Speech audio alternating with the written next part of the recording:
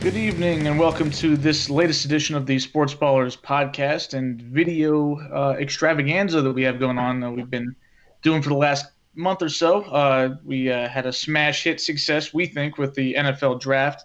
And so now we have continued the process and we're doing a nice little video podcast for your viewing pleasure today. Unfortunately, we don't have that many categories or topics to talk about when it comes to sports because, well, there's no sports going on except in Korea, apparently. But we do have some tidbits to discuss, and knowing us, we'll find a way to make lemonade out of these lemons that we've been provided. So we'll start. We'll start the association as I am always wants to do, except there's no basketball really to talk about. But we will talk about, I guess, the start of consideration to reopen the league, and it starts with the Cavaliers potentially opening practice facilities on, for individual voluntary workouts. Um, I don't know how to feel about any of this because anybody that's listened to us for, the last 6 weeks or so knows that all of us take this pandemic very seriously, probably more seriously than your average American, which is not a high bar to clear, it seems at times. But Well, I, keep I in mind, it's not necessarily the average American who doesn't take it seriously. It's just the average American who is being really vocal about things right now because those are the right. Americans we see protesting. But they skew the average to make us collectively look a little not great when it comes to this. But Definitely our apparent average. yeah, but I would say, like, what do you guys think about this? Because obviously we all want sports back, and we'd like to see that process start with. It's obviously going to start with being able to get in the gym. Like, you can't just throw them back on the court at some point in June or July and say, hey, go play some playoff games for a championship. You can't do that. These people might not even be in game shape. Like, we had a CJ McCollum of the Portland Trailblazers even said, I don't have a court at my house. I don't have a hoop to shoot at. I haven't shot a basketball since March. So, what's a guy like that to do if they just throw themselves back in there? But, at the same time, we're, as much as people want to say that we're over the hump here and we're on our way back, we're not. Like, we're really not at that point where we can confidently say it's time to go back to work. It's time to put everybody in this. Obviously, this is a first step, and it's a pretty small first step. But at the same time, people are going to want to see this accelerate beyond this, and I don't think we're ready for an accelerated schedule at this point. No, Well, if you look at Maryland right now, where you and I live, Eric, and where Evan is from, we today Governor Hogan announced that he believes we can begin reopening the state starting next week. As he also announced that schools are going to remain closed for the rest of this school year. You know, like beginning the process of reopening, it is a process and it's probably going to be a very long process, and it's going to start with relaxing social distancing measures to where you can start having those gatherings of 10 to maybe 25 people, but you still have to be careful, right? You can't just open things up and go all gung-ho, because that's what opens us up to a second wave that could potentially be worse than the first, and that we also have to take more seriously and be even more cautious about reopening from after the first one, because at that point, now we know beyond a shadow of a doubt that it can come back. The three of us have been very, I use this word sort of,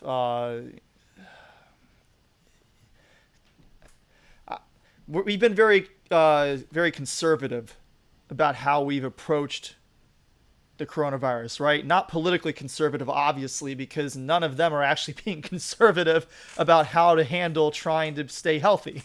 We've been very cautious. We've been staying put. We started social distancing our podcast very quickly after all of this began.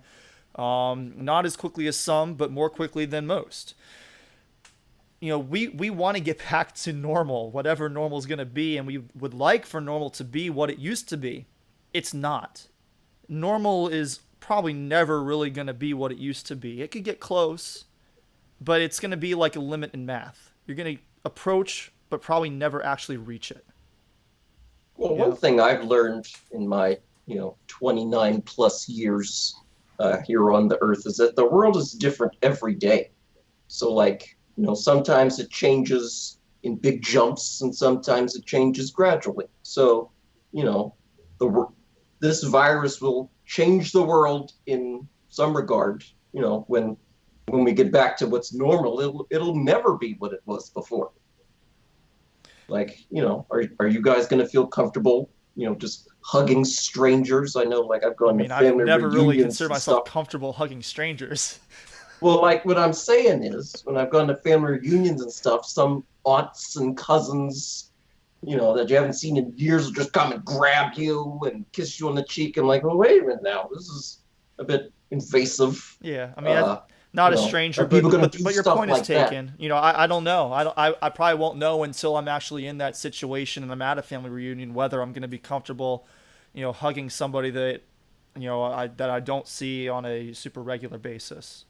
I mean, I might not even really be that comfortable hugging my cousins or my aunt. I don't know. Yeah. But back on topic of the Cleveland Cavaliers and them starting to reopen their facilities. Um, They're going you to know, need more than, voluntary workouts to make the playoffs. So, well, first of all, as long as they're following whatever measures the state of Ohio has been mandating as far as keeping the facility clean. I mean, it sounds like this is supposed to be for individual workouts, so coaches might be able to be there wearing masks and gloves. I assume that they would be cleaning, whatever surfaces would be often touched by the players who are working out between those workouts. And if they're doing that, then, I don't see a problem with this. The thing that kind of made me laugh a little bit is that they called them voluntary workouts because I coach at DeMatha, and I'm not a basketball coach, I'm not a football coach, but one thing that our athletic director tells all of us is do not ever hold voluntary workouts because there is no such thing as a voluntary workout. You either require the student to be there or you don't have a practice because when you hold a voluntary workout, the assumption is by every student, I have to be there or else my playing time could be on the line.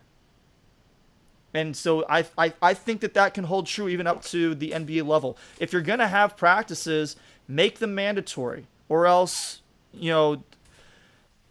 it's one thing to, if you want to open the facility and just let the players come in to work out as long as they follow a schedule, but the coaches are not there, I think that's different. Once you involve the coaches, the players are going to feel like I have to be there, or else they're going to think that I'm not taking this seriously.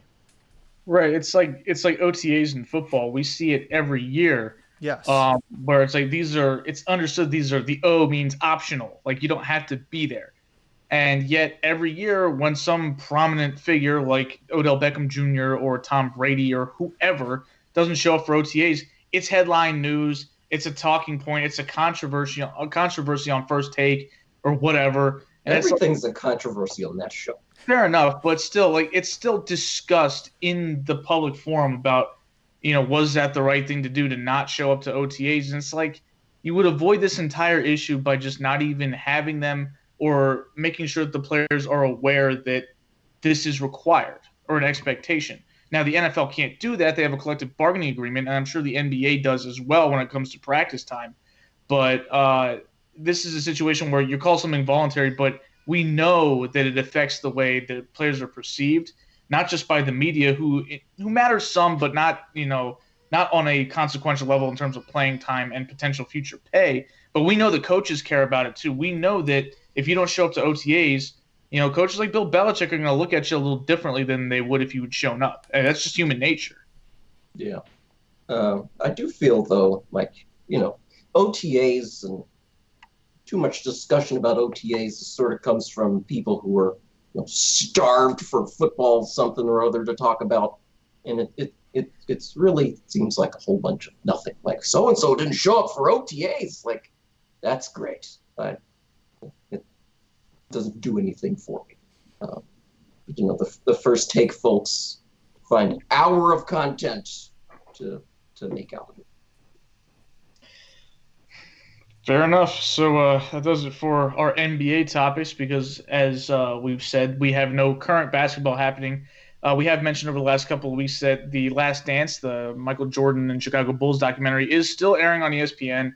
Episodes 7 and 8 will be released on Sunday this weekend. I And hope to be caught up by next week's podcast. We'll see. Corey hopes to Oh, be wow. caught up. I'm sure Evan's been watching. I actually just got caught up because I've been watching. I've been watching with my dad on Monday afternoons because he doesn't want to stay up that late to watch. Plus, I got to watch last week tonight as well. So, I got to make time for all of my TV viewership. And but this week I got caught up with some work stuff, so I couldn't finish it off until yesterday. But yeah, it's an exciting documentary. Even if you don't really know much about basketball or don't care, 30 for 30s. Corey can vouch for this. We've watched 30 for 30s about people that we didn't even know their names, and it was still like, wow, that was an interesting story. Like Corey and I sat there and watched the 30 for 30 about Maurice Claret, and Yep. Corey doesn't watch college football. I don't even know if you knew who Maurice Claret was. Had never heard his name before, but I sat down. I was riveted. We watched the whole damn video, the hour-long documentary about this guy that Corey couldn't make heads or tails of, an hour before. So I mean, it's great content. And by the way, ESPN's dropping a 30 for 30 in June, covering the home run chase from the 1998 season with McGuire and Sosa, and obviously all the implications that come with that regarding the steroid scandals that budded from that. So I'm sure we'll get some more quality content out of that. But for now, on the baseball front, we have Korean baseball. The KBO had their opening day on Monday, I believe, and it was something. So,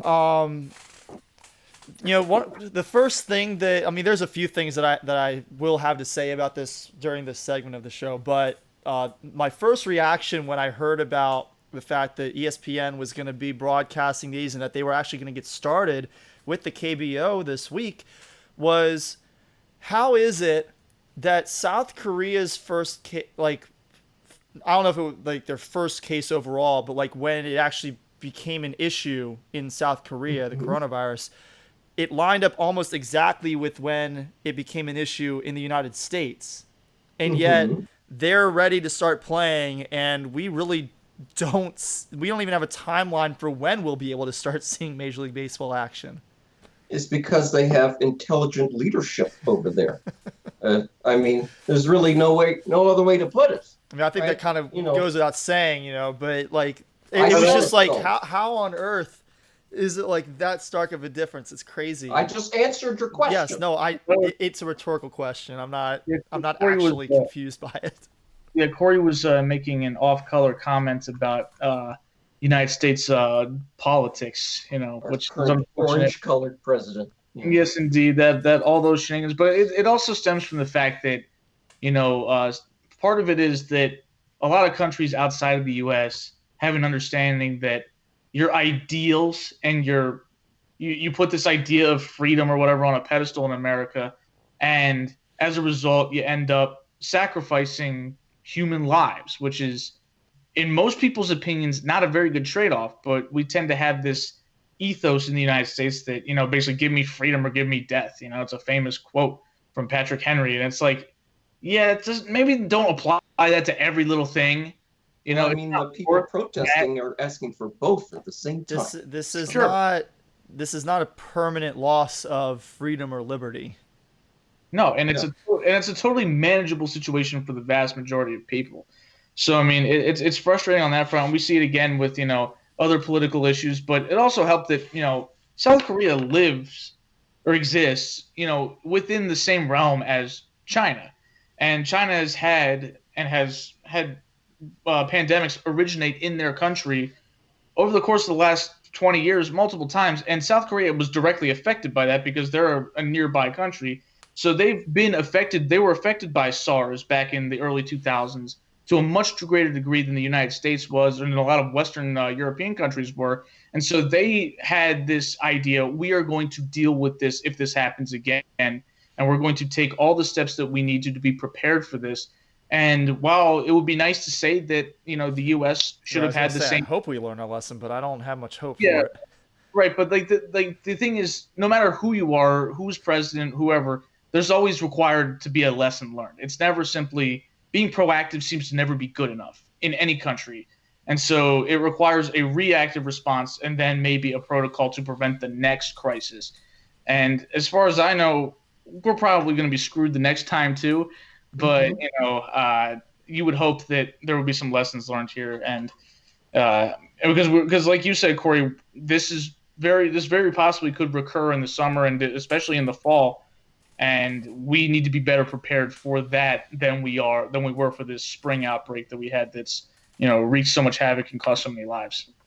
When I was thinking about 2014, some young women came to knock on my apartment door saying they were being evicted because they'd been too loud.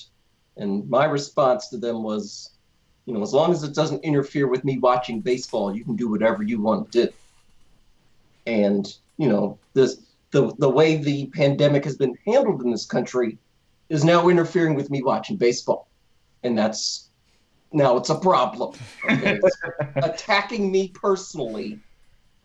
So, this could have been handled differently and we could be having baseball right now, but no, we just have, we just talk about baseball from 10,000 miles away, or, we just stare at each other for a little while. Like this, just mind boggling. But yeah, that's how I feel. So have you gotten a chance to watch any of the Korean baseball, Evan? I know Corey's not interested at all. I'm interested, but I forgot this morning. I was tired.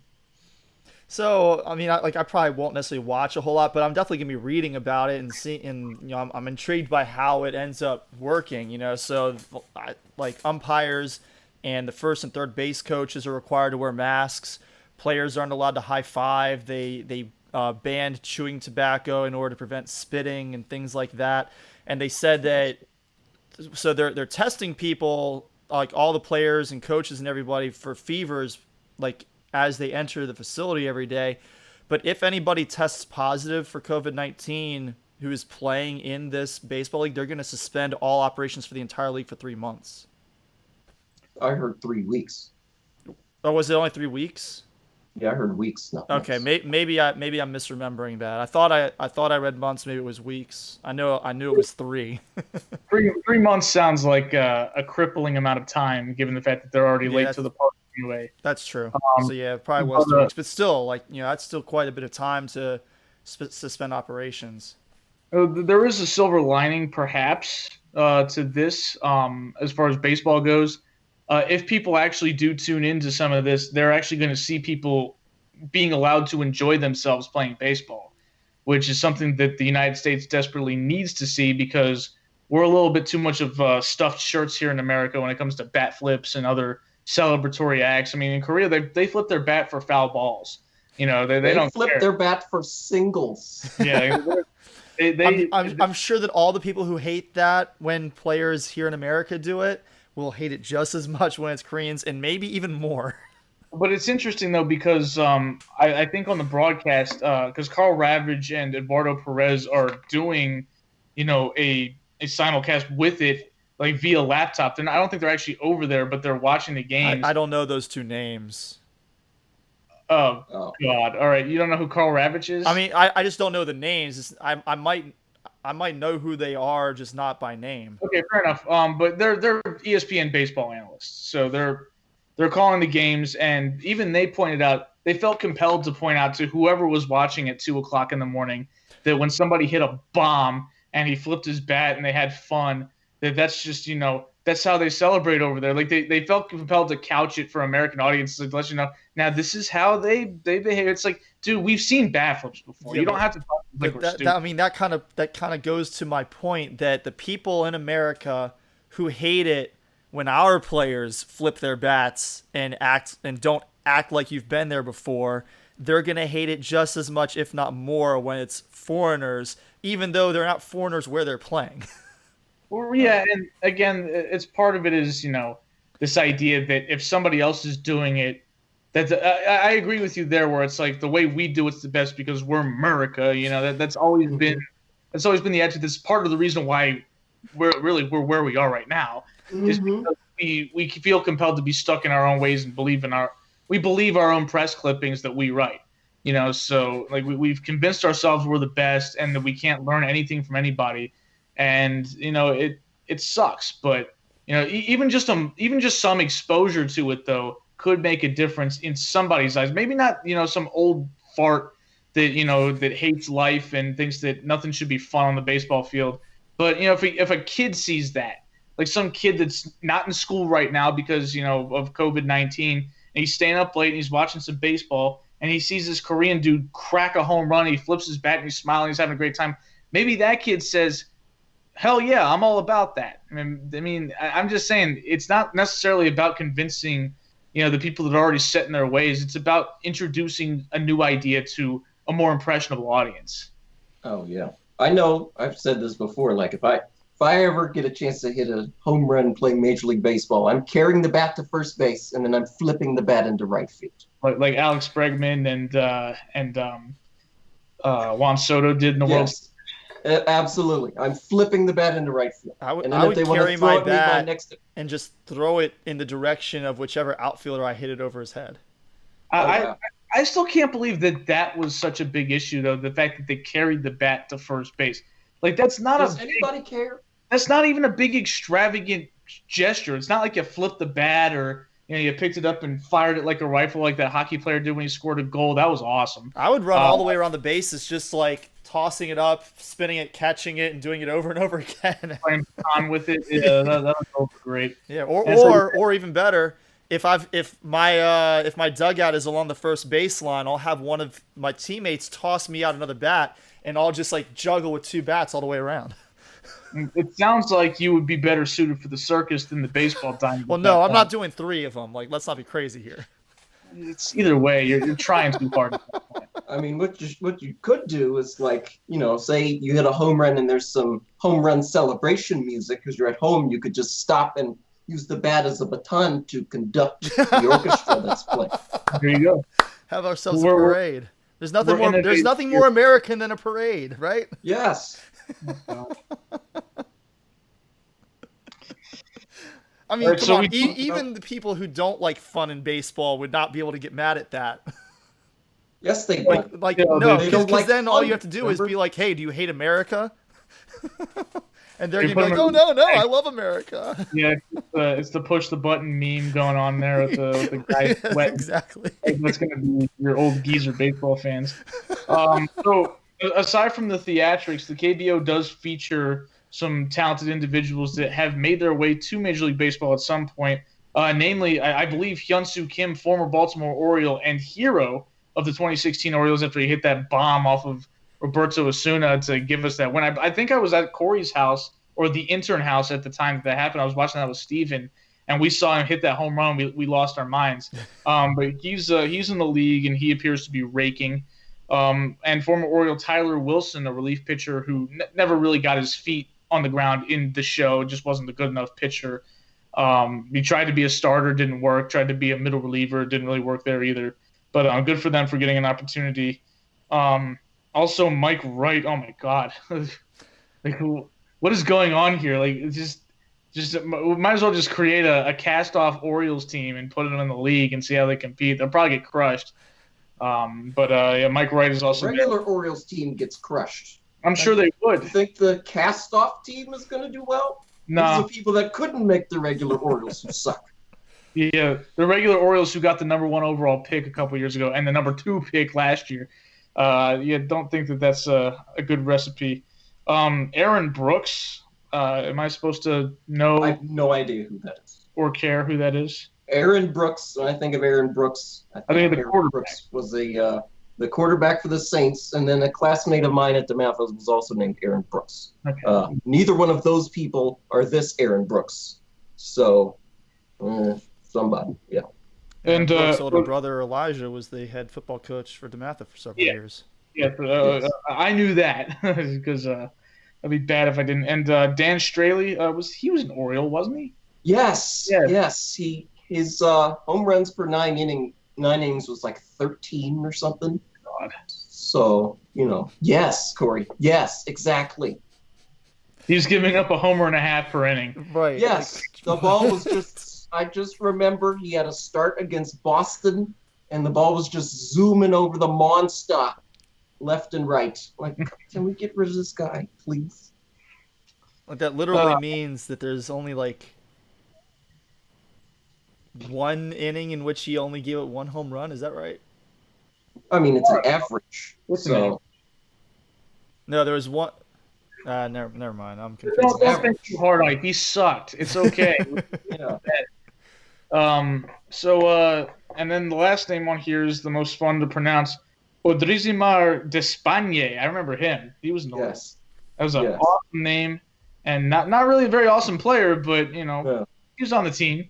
I remember Ryan Wagner, the PA announcer, tweeted about it when the Orioles signed him because he was going to have to figure out how to say Odrisamer Despagne. All right. Anything else to add for Korean baseball? I think I'm going to root for the LG Twins because they have That's my team the too. Orioles. Yeah, I'm feeling them. Yeah, I like the LG Twins. That's the squad. I don't know anything else about the LG Twins. The Locked On Orioles podcast has started covering them now. I'm assuming that because like the Kia Tigers, I'm assuming that all of these are like they're sponsored by a company. So LG is like the phone, like the phones Yeah. and whatnot. Yeah, all the teams are their first name is a company rather than a city. Gotcha. Interessante.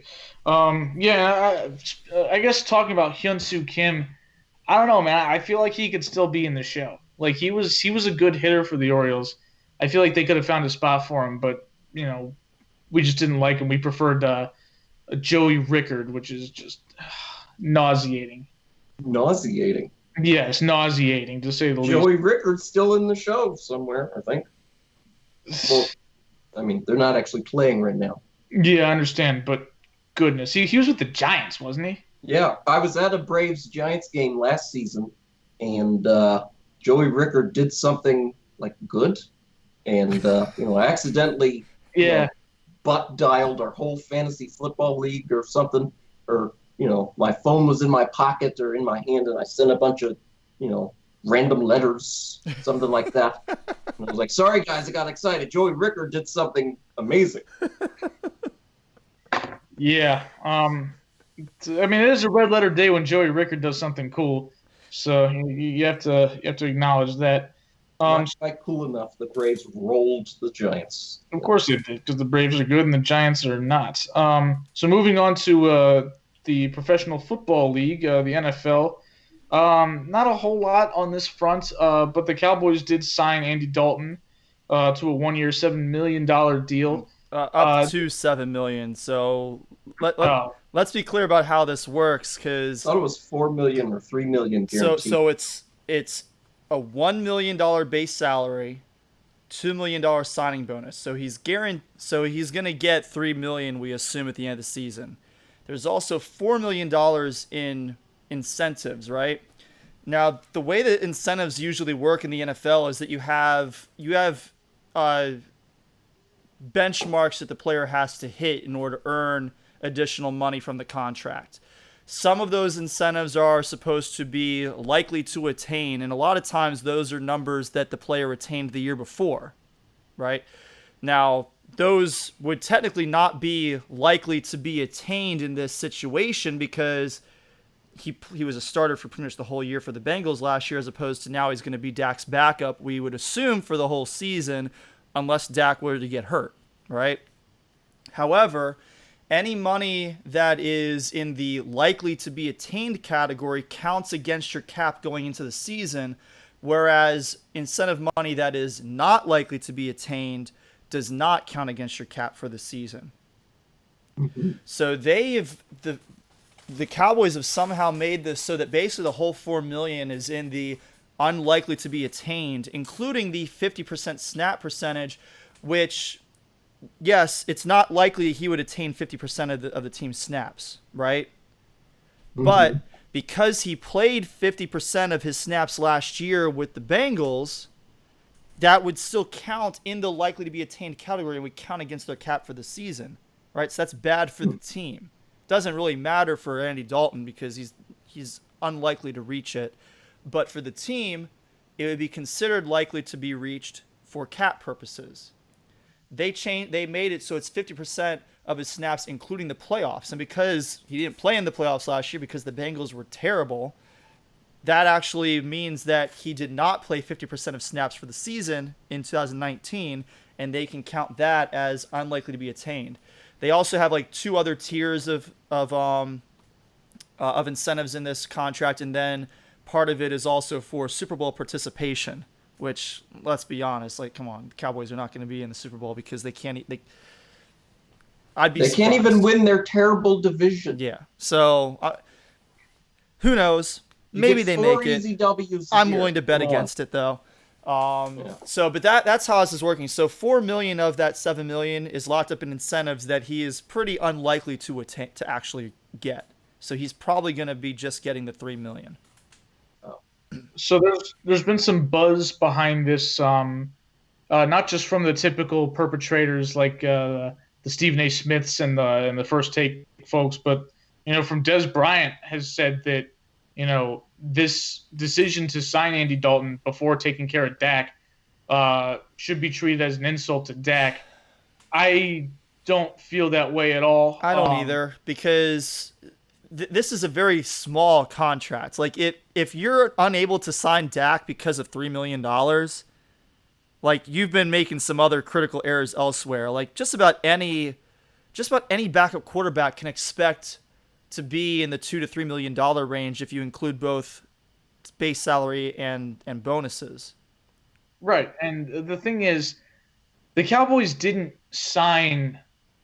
Andy Dalton does not perform the same role as Dak Prescott. He's not. They're not signing a starting quarterback. Right. They're signing a clear backup here. There's no way who is probably going to be the best backup in the NFL, except possibly Jameis Winston, but still clearly he is intended to be the backup. He's a fine backup. There's no doubt about that.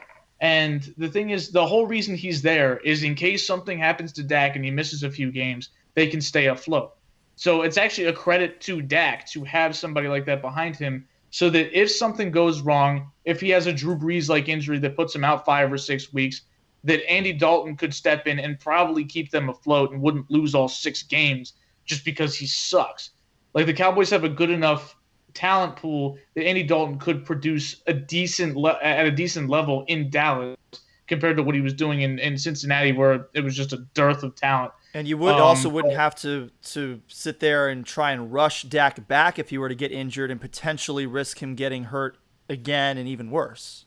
Yeah, that's a fair point. So it's like, it really has nothing to do with Dak. It has to do with filling a different position. I mean, yes, they play the same position on the field, but it's a different position in the hierarchy of the Dallas Cowboys.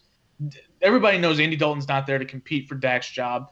Everybody knows that this is strictly for ensuring that you have a quality backup quarterback, which, if you're a team with playoff aspirations and you're a team with a lot of talent, especially on the offensive side, having an adequate backup is important, because if we've seen it happen where you can have all the talent in the world. We saw with the Indianapolis Colts when Peyton Manning went down.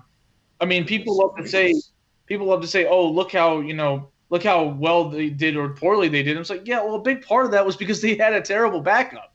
Like, they didn't invest in a backup quarterback because they felt, why should we? We've got Peyton Manning. If we lose him, we're screwed. It's like, well, that's not necessarily true if you've got a good team. Now, that particular year, the Colts were starting to decline. But if you give them a former starter that is probably still good enough to start on at least a handful of teams, and you plug and play him with that offense, with Reggie Wayne, with Dallas Clark, they could win 6 or 7 games probably. But when you sit there and throw out the worst of the worst as far as backup quarterbacks. Yeah, I mean, you look at the Patriots when Tom Brady went down, and like, Matt Castle's not a great player. He's not even necessarily a great backup, but he did get to start for a few years, and they had him on their team, and he was able to keep them very close. I mean, they just missed the playoffs. And you look at the post Matt Castle backups. The Brian Hoyer started and won games for some teams. I mean, he's not great. Yeah, he was awesome with the Browns for like 3 games. They tore his ACL, but but the thing is, like, even having somebody like that, a no name like Matt Castle, but people knew Matt Castle was good enough to do the job, especially with what they had in New England, given all the weapons they had at that point in time, that he was going to be okay. And that's what he was. He was okay. If you brought in Curtis Painter or whoever and threw him in that offense, Sorgi. or Jim Sorgi, that team probably only wins 6 or 7 games, and that's with the easy schedule they had that year. They wouldn't even have come close to making the playoffs with a complete hack at QB. So it is important, especially because, yes, if Dak goes down week 1 or in the preseason with a season-ending injury, the Cowboys season is over. We know that.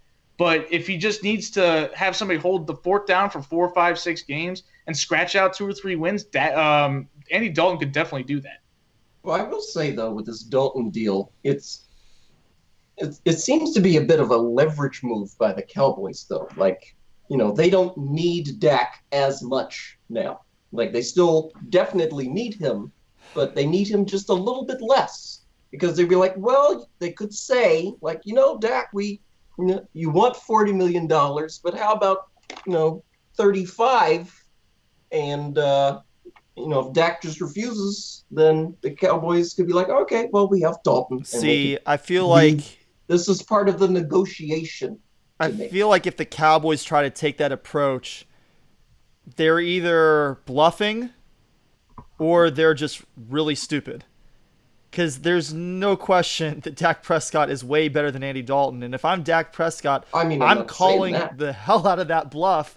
Because if they actually follow through on it and decide to just go with Andy Dalton and not sign me, I'm going to go somewhere else. I'm going to be a starter, and I'm going to be awesome, and I'm going to make the Cowboys regret it for the rest of my career. I mean, where are you going to go? Dak is not a great quarterback. I'd almost put him in a similar category to Jared Goff, where he's got pieces around him, he can be really good. But I'm also not willing to put him in that category yet because the Cowboys were so weird last year. They were all bark and no bite. They had all these talented players around them, but their offensive game plan was just horrible. And you saw this great offensive unit just not produce at all under Jason Garrett. So I want to see what happens with a hopefully rejuvenated Mike McCarthy this year. And I want to give Dak this year before I make a blanket claim like that and start sticking to my guns on it. But you look at Jared Goff, and he was great for a season, and then ever since then, he's just been kind of a decline. He still shows those sparks. He still has some terrific games. He still makes good throws sometimes, but then he'll turn around and make a terrible throw sometimes in the same game. He's just very inconsistent, and I've seen a little bit of that from Dak. I'm just not sure yet how much of it is Dak's fault. Yeah, Dak is more careful with the football than Goff is. I feel like the difference between Dak and Goff is I feel like Goff has all of the physical tools. Like he's obviously got the size. He's a decent athlete even despite being, a large human. He's got a good arm. He can make all the throws, as they say. But, the issue with him is sometimes the composure. If he doesn't have it all laid out the way he needs it, if the pass protection doesn't hold up, he can't really improvise. He doesn't really improvise, and he doesn't make good decisions under pressure all the time. Whereas with Dak, I feel like the limitations with Dak are more physical. Like he doesn't have the biggest arm, and he doesn't have, he's got decent mobility. I'll give him that. But he doesn't struggle though. I think from the mental side of it, I don't think so either. Make really boneheaded decisions on the regular. It's usually situations that are created by he can't make this heroic play that you expect him to, but he doesn't have to with the offense that they have. And I think that we've kind of been up and down on Mike McCarthy from time to time on this podcast, particularly Corey has been very down on Mike McCarthy. Corey's only been down on Mike McCarthy. But I think that we can all agree that even Mike McCarthy at his worst, at the lowest point in Green Bay, is a better offensive mind than anything we've seen from Jason Garrett and the Cowboys in the last 5 years. Yeah, I mean, I constantly, I mentioned Mike McCarthy is like the worst coach in the NFL, but that is a little bit of an exaggeration, and I definitely will give he's better. He's better, and he has been better than Jason Garrett. I mean, I feel like better than Cliff Kingsbury. Your boy. He's better than Cliff Kingsbury. There's always going to be a coach. It's like Drew with some random attractive male actor where he just hates him. That's going to be Corey with coaches where it's like he's going to find one guy who maybe he's bad, maybe he's good, maybe he's somewhere in between.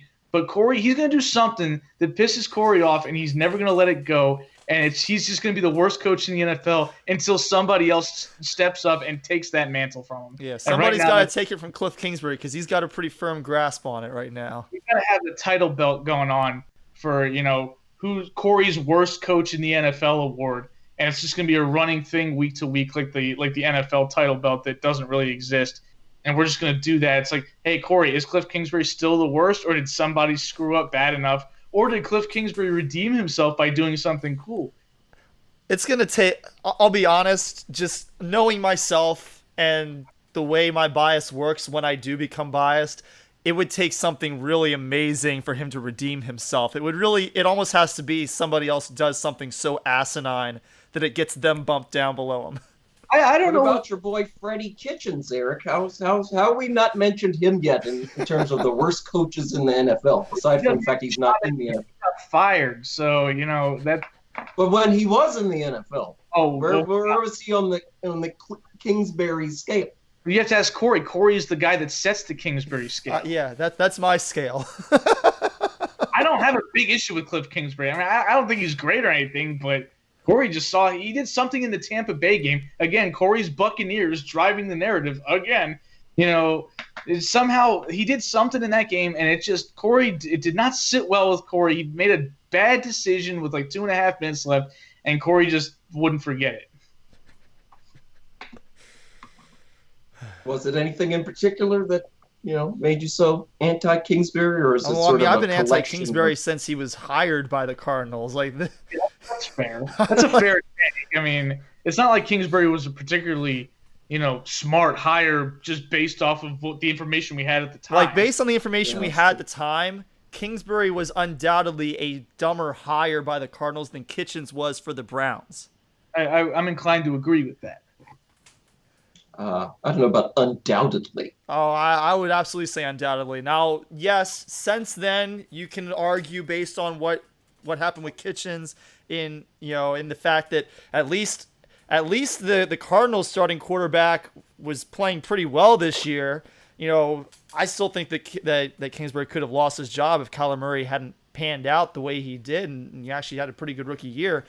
But regardless, you can make those arguments now. But based on what we knew at the time of the hires, Kitchens was kind of a weird hire. Kingsbury was just a flat-out dumb hire. Like, this guy got fired by his alma mater because he couldn't keep a winning record. He had Patrick Mahomes. Yeah. How do you not win with him in college? He took a demotion before getting promoted. Yeah. Like, that's the insane thing. Yeah, he got fired by his alma mater, went and became a coordinator, and then got hired as a head coach in the NFL. He became a college football offensive coordinator for a failing USC program, and then before he even takes a day on the job, the Arizona Cardinals are ringing him up and saying, "We want you." Like, what? Like, it just didn't make any sense. We saw some paparazzi photos of you and Sean McVay at a coffee shop. We want you.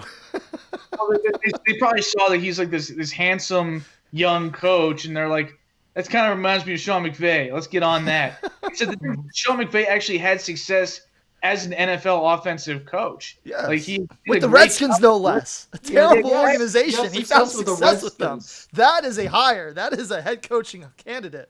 And the thing is, even then, people were wary of hiring Sean McVay. Like, he went into that Rams interview, and it was basically a courtesy. It was like, we're not going to hire this guy. No way. And then he went in there, and he blew their minds with his savant-like, impressiveness that he does. And all of a sudden, everybody who looks handsome like him is young, white, got that cool hairstyle going, and has ever known Sean McVay. They get to be a head coach now?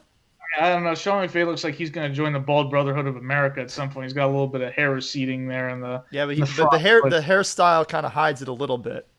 And plus, he's rocking it while he has it too. You got to give him credit for that.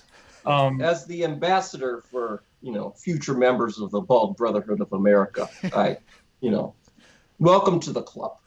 Yeah, fair enough. But anyway, we kind of got sidetracked, so we'd hate on Cliff Kingsbury some more, which basically should be a bit for us. It kind of has become a bit for us. Where's the track? I'm looking at our sheet right now. What track were we supposed to be on? There's not a whole lot here. we were talking about Dak Prescott and all that stuff. I mean, so anyway, I think Mike McCarthy, with that weaponry that he has, and with an adequate, franchise caliber quarterback in Dak, because I put Dak kind of in the same, kind of the same subgroup, and there's various levels of how good you are within this group of like Kirk Cousins and Jimmy Garoppolo and guys like that who are, and Jared Goff too, who can be really good. Like they can be really good. They have a pretty high ceiling, but they need the parts. That's and there's varying levels of how low can you go, how high can you go. But he's in there, which means he's a good enough player to have a starting job and earn a hell of a salary. Yeah. And could lead the Cowboys to a pretty deep playoff run. If they weren't the Dallas Cowboys. Yeah. If it weren't for the incompetence of the organization and the seeming unbelievable efforts to undermine themselves, Dak Prescott would be good enough to take a talented team like the Cowboys to a Super Bowl in the right circumstances. Yeah. I don't feel bad for the Cowboys at all because their fans. I cannot stand Cowboys fans. I don't feel bad for you in the least bit. You have 5 championships. You've reminded everybody once every 10 minutes that you have the 5 rings. So I don't care. Dallas can lose the rest of the games for the rest of the time. That'd be fine by me. 5 rings thing is, it's not like the Yankees who have 27 and they're on an island, with all those championships. The Cowboys don't even have the most. They're tied for the 3rd most with the 49ers. Like, who cares? And they haven't gotten one in 2 decades. 25. Yeah, more than 2 decades. Yeah. So they're one of some number of teams that haven't even played for the conference championship this century. Like, it's them and the Redskins and the Lions and the Texans. Yeah. Not even played for the conference championship. Well, the Browns, too. Oh, and the Browns. Yeah. You almost have to say the Browns. Yeah. Like, Dallas, Dallas is only relevant because they're the Cowboys. Like, any other franchise that has this stretch of mediocrity, we wouldn't talk about them ever. Well, they're the Dallas Cowboys, America's team. It's also partially because the Cowboys, even when they're mediocre, they always have some level of talent on the team. Like the Cowboys don't go 4-12. Like, when was the last time you saw the Dallas Cowboys beat that bad, where they're just an afterthought? They always have, in the Romo days, they had Tony Romo, who was a pretty good quarterback, and they had Des Bryant, and they had before him they had T.O. They always had these big names, and they always looked like a team on paper that could make a run, and they just didn't. And that seems to have continued in the Dak era, where they had that first year where they went 13-3, and then they went 1 and done in the playoffs. And since then, it's kind of been the same thing as where sometimes they step up and make the playoffs and do something cool, but then they end up losing to a superior team like the Rams when they lost, or they just flame out at the end of the year and don't make it, and they finish 8-8. I will say that divisional playoff game in 2016, it was in 2017. That was a spectacular game against the Packers. Yeah, that was amazing. Yeah, Rodgers made that sick throw. That was that was unbelievable, and they called it a catch on the field. Shout out to the officials as well. The officials had a really good postseason that year because that was the same year that the Falcons blew the 28-3 lead, and they called the Edelman catch on the field a catch. Yes. So they and the James White touchdown run, which was like right on the goal line, they were right on the spot giving a touchdown signal. There was no ambiguity, looking around, did he get across? No, it was straight up touchdown, and they were right on every call. So shout out to the refs for that postseason. That was pretty good. I mean, we don't hesitate to call out the refs when they screw up. Let's not hesitate when they do a good job as well. Speaking of that, they showed the Fail Mary game on ESPN the other day. I watched it. It was fun. Oh, I don't know. What was I doing? I don't know. My life has gotten strange lately. So after we aired our grievances about all that we could possibly think about for professional football, do you guys have anything else to add to this seemingly insignificant topic about a backup quarterback getting a $3 million contract? I mean, I don't know. I worry about Lamar Jackson and being on the Madden cover. That concerns me. Like, legitimately, that concerns me. Because when Ray Lewis was on it, he played like 6 games that year. Yeah, Madden curse is always a concern, even if it's not real. And then people are like, well, Mahomes won last year. He got hurt last year. He missed time. He did. So, you can't say it's over. It's still happening. So, they won the Super Bowl, though. But he got hurt, is what I'm saying. Okay, but what counts as a non-Madden curse? Because Tom Brady was on the cover. He won the MVP. They went to the Super Bowl. He threw for 500 yards, and they lost. Does that count as a Madden curse because they didn't win the Super Bowl? Did he get hurt? No. Here? No. Well, he did cut his hand, but he still played and owned the Jaguars in the fourth quarter. There have been plenty of Madden cover athletes who did not get hurt, but just played terribly. Like Peyton Hillis. He didn't get hurt. He was just terrible. Michael Vick broke his leg. I think the game against the Ravens. Don McNabb got injured too. Yep. So, oh my God. Evan's having a mild panic attack. Is RG3 still under contract? Yes, and according to his Twitter page today, he's sick and tired of being disrespected.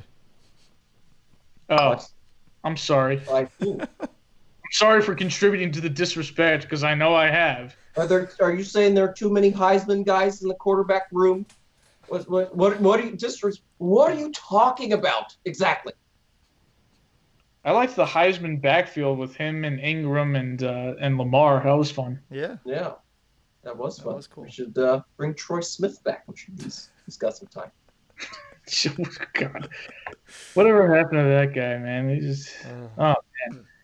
That was the good old days of the Baltimore Ravens when they didn't have a quarterback. What are you talking about? We had Kyle Bowler. Your boy. Oh God, Kyle Bowler. Right. All right, so I think that'll do it for our NFL shenanigans this week. We're obviously hard pressed for topics because it's May and there's literally nothing happening. But I guess we'll move on to a little bit of college football regarding their plans to be ready for the season come September. So James Franklin, the head coach of Penn State, made comments on the NCAA football's return. Says that certain conferences might have teams that exist in states where they haven't been given the go-ahead to do certain activities that are required of a football team. And Franklin seems to think that's A-okay.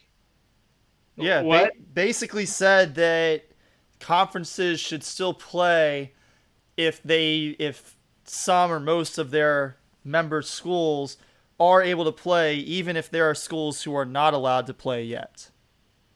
So which is just I don't know. I put it on the list because I literally saw this about probably not even half an hour before we were scheduled to start recording.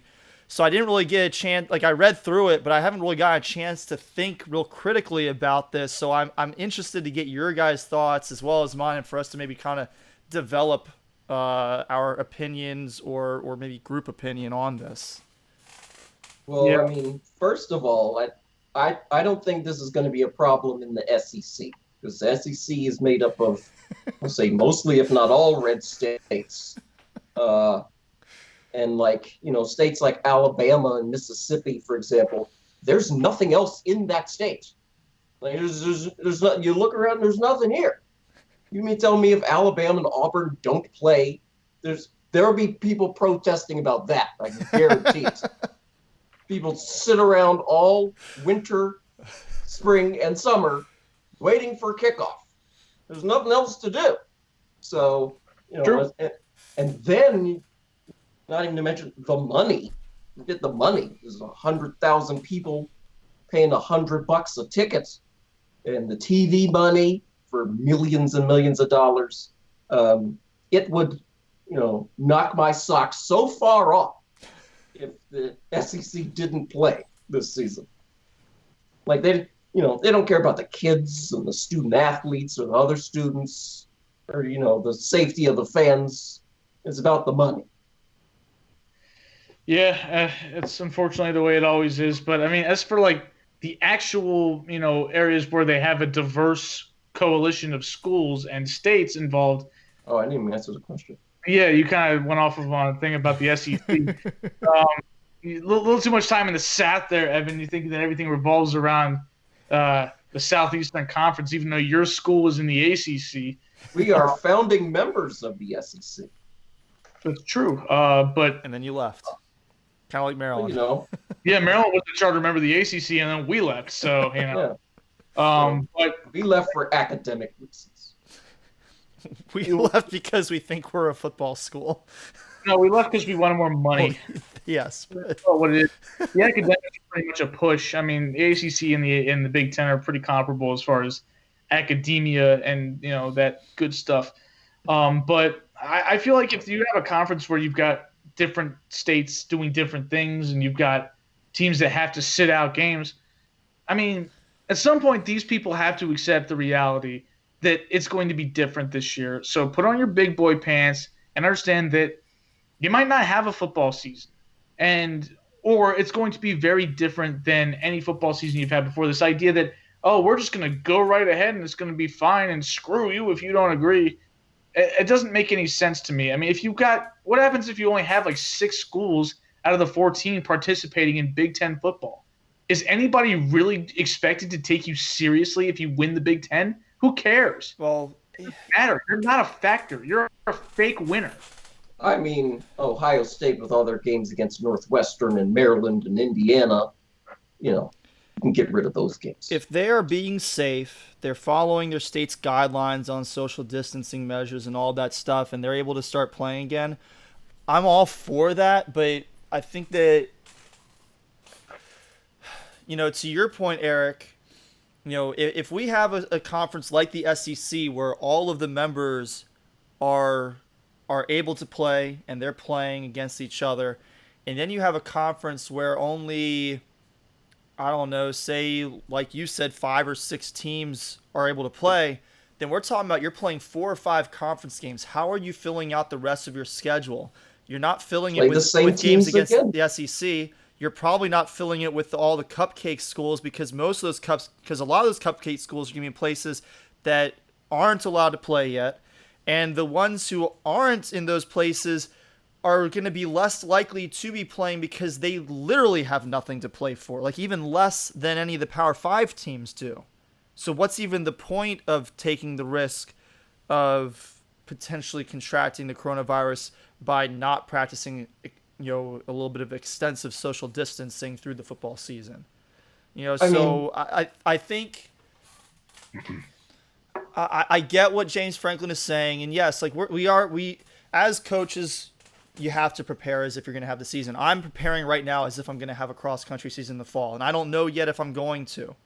I found out from our commissioner this week the date that we plan to have our championship meet, if we have it, but even he is saying we just don't know what's going to happen, and we're not even allowed to, to claim the facility for that weekend this far out, especially in light of the coronavirus. So, but I still have to prepare as if it's going to. I still have to reach out to meet directors and schedule things. I still need to talk to distributors about gear for the season. I need to reach out to parents. I need to schedule information sessions and figure out a training schedule for my athletes. I will say, though, you and I both did practice social distancing when we were on the cross-country team. You because you were so far ahead of everybody else, and me because I was so far behind.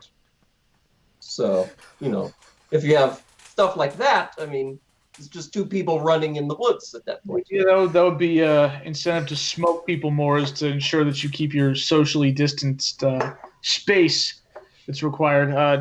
Just be as fast as Corey was in high school. Yes. But be the only one who's that fast, because otherwise you're not practicing social distancing anymore. Well, I don't know. Whatever. Yeah. You just complicate it, Corey. Okay, you guys need to pick who's going to be a winner and who's going to be a loser, and just go from there and accept your lot in life. So basically, cross country is going to become the WWE. Cross country is going to become the story of America, where it's just like you're really kind of screwed either way. Well, I mean, it is sort of like that, because it's about God-given talent. So like Corey has way more of that than me. So the script was written long ago in that regard. Fair enough. Okay, so do we have anything talking about? I don't know about the different states and stuff. I mean, I feel like the Big Ten is so big. If the states vary on what they want to do in terms of football, Like you have to adjust the schedule accordingly. So, you might play a team a second time, or you might, Ohio State might book another in-state school, for example. They play Cincinnati and Youngstown State and Ohio U and stuff instead of Michigan and Michigan State, for example. They're going to have to Stuff shell like out that. a lot of money to get those teams, all those teams, I'm sure they accept have games it. against them. Yeah. I mean, they already pay a lot of money to kick the crap out of whatever cupcakes they play in September. So, I think that'll be okay. Now you have to pay even more money to schedule even more of those cupcake teams. I mean, they have that money in the couch cushions over there. Like, I'm sure they're doing fine. Yeah, I'm not too worried about the Ohio State athletic department as far as funding goes. Mm-hmm. Maryland, on the other hand, if they're allowed to play and they find the money to pay a bunch of cupcake schools, I'm not going to be too happy. We'll be questioning things for sure. Won't be too happy, but then Maryland will be good. Maryland No. Well, first of all, that doesn't make them good because they're playing crappy teams. Second of all, the whole reason that they cut my sport in the first place was because they didn't have enough money. And so they had to cut the expensive women's sports, which meant that they had to cut some cheap men's sports that in order to comply with Title IX. So it was all about money. And now you're telling me that you have enough money to pay a bunch of cupcake schools to get their butts kicked by our football team? Yeah. Hey, Maryland's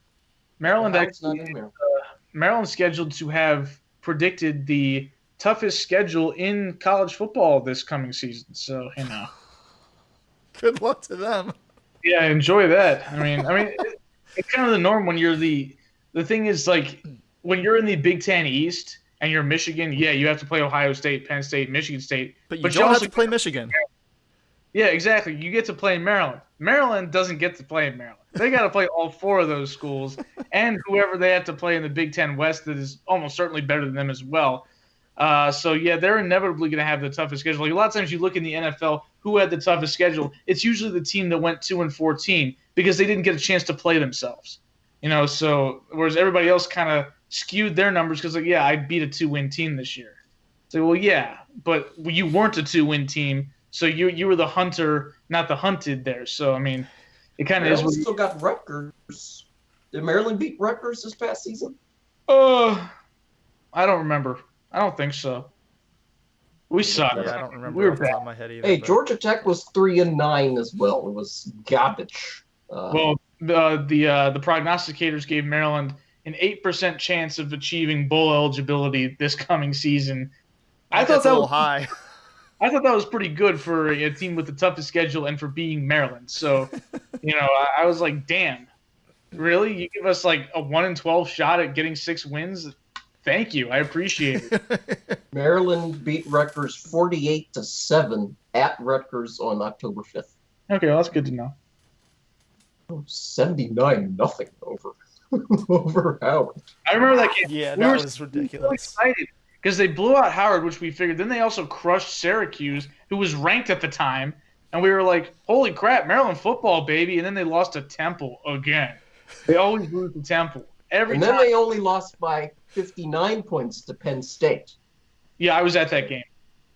Yikes! Yes, yikes indeed. That was Maryland coming off a bye week as well. Yes. They canceled classes that day for that game. Cancel classes? Yeah. Cancel? What? I thought this was a school, an institution of higher learning. You're going to cancel classes for football. Uh-huh. A football game against a team that doesn't even really matter that much. Well, who's in charge? Wallace Lowe was in charge, but he's going to be leaving on July 1st. He's going to be replaced by my mom's former boss, Daryl Pines. So, cancel classes for football. I had an exam the day of a football game one time, like a nationally televised game. We had a test at 3:30. Yeah, but you've already said on record that you went to like the nerd capital of the South, so they're not going to move classes around for football down there at Georgia Tech. Because at Georgia Tech, say a member of the opposite sex invites you to their dorm to study, we actually mean study. Like this doesn't mean to to Netflix and chill, wink wink or whatever. Like Somebody invites you to the dorm to study. You bring your books and stuff. You have to go to work. Oh man, it's a.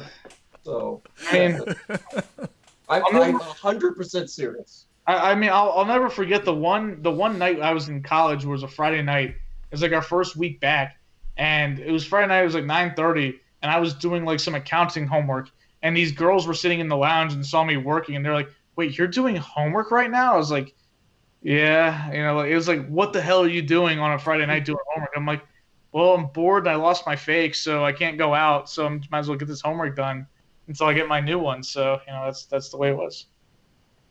Okay, but yeah, 100. I'm serious. You Oh, I believe you. study. Oh my goodness. All right. So, any more thoughts on college foosball and anything else that comes with that? I mean, hopefully they play. And hopefully, it's safe to play.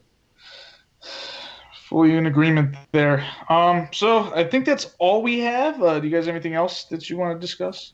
No, I think that's about it for me. Survivor tonight. Excited about that. 2-hour episode tonight, and then 3-hour finale next Wednesday night. So no sports on. Go ahead and watch some Survivor. Alrighty. Well, for those of you that aren't interested in that, which I don't know, might be a lot. Should not be any of you. All of you should be interested in that. Right, Eric? I see. I don't want to get in the middle of it though. I missed out on the start, so I don't know who any of these people are. You don't know anything. They all won. Okay, but all of them are still around except for Sandra. Again, though, I don't really know anything about them because I didn't watch the prior seasons. I know some of them, sure. I know like Bob. So just root for them. Yeah. I feel like it's too late. It's not too late. It is Like, never too late. I haven't gotten in on like the drama and the alliances and who's doing who or whatever. Well, the alliances are different it these days. It every changes week to week now. Changes Yeah, day to it's day. different. I still feel like I need the starting point so I can track the shenanigans. That's part of the fun. Fair enough. I am not. No, not fair enough. That's not. That is part of the fun, is tracking it. Well, I'm not really. I just wanted. I need to have that whole experience of a Survivor season. I never get that. I always get in too late. You never get it. You choose not to. Yeah, I never said I didn't. But that's the reality of the situation. For this particular season, I haven't been watching, so. This is one of the best seasons of television in the history of the universe. It has been pretty amazing. I'll take your word for it. Maybe I'll catch some reruns. They might have them on demand, but probably because they're probably in the CBS app. Yeah. You have. The CBS app is free. Once we're done recording, I'm gonna do some Googling right quick and send you stuff. All right. I caught up for the finale next Wednesday at 8:00. What? Finale's Wednesday. Yes. No, that's too late. I'm not doing all that. That's too much. How is it too much? You can do it. You can do it. We believe in you, Eric. What else Eric. you been doing? What have you been so busy with? The Jordan doc, which is great. Okay. That's 2 hours a week. That's 2 hours. Yeah. That's like a lot of TV right there. 2 hours is a lot of TV? Yeah, that's a lot. What? I'm also watching Curb Your Enthusiasm, and I'm watching, I'm watching stuff with my family, watching stuff. This is level 1 Weaksauce right here. I'll accept level 1 Weaksauce. I will acknowledge that I am being very weak and a little saucy too. So, all right, I'm going to wrap this show up before I keep getting shamed for not watching Survivor. You guys can move on to shaming me for butchering this closeout. And for not playing Call of Duty, even though somebody bought the game Call for of Duty either these days. Corey has. I still have the game. It's still in the plastic wrap. Actually, I might have actually taken it out just for symbolism, but I didn't actually put the game in the device and start playing. All right. So anyway, that'll do it for episode 89 of the Sportsballers podcast. Shout out to Santana Moss and Steve Smith, who also wore number 89. I don't know why I just thought of that. Can't my stand mind Steve goes Smith since his NFL career ended, but he was a great player. Fine. What? Oh God, here we go. What did you say, Corey? I said I can't stand Steve Smith since his NFL career ended, but he was a great player. Can't stand him. he's pretty obnoxious on NFL Network as an analyst. He doesn't do a very good job, and he kind of tries to pick fights with Michael Irvin all the He time. just bullies people, basically. He's basically like he was when he was a player. Yeah. He put a 6 stiff arm on a Bengals player in 2016, like just grabbed his face mask and threw him out of bounds. I started and ran into the insult. Living the glory days. I'm running out of things to interrupt Eric about. Like, I'm sure you'll come up with more in the next 5 minutes when I screw this up a million times. So you can email us at thesportsballers@gmail.com. We have a relatively new Twitter handle that you can tweet at or interact with or follow or whatever you decide to do.